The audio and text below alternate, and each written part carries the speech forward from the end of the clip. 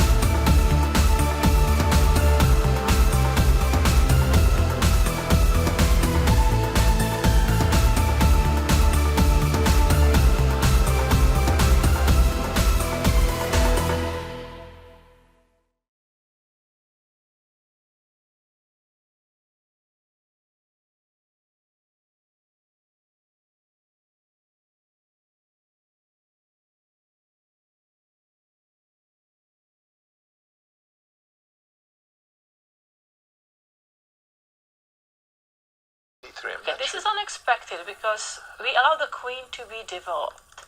On the other hand, we are preparing g4, putting more pressure on the Well, on the white square. G4, E4 is the problem. I don't think you wanted this necessarily, but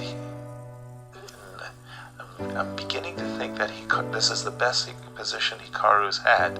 Not that it's a great position, but at least it's some fight suddenly going on here. Plus, Antipov has, 8 seconds on the clock? And just be careful, things are getting a little bit dodgy. Nervousness here. C6. Now, Antipov played with 1 second on the clock. There was good play. Finishing his development. Michael is looking at rook takes d5. That was very good play by Mikhail.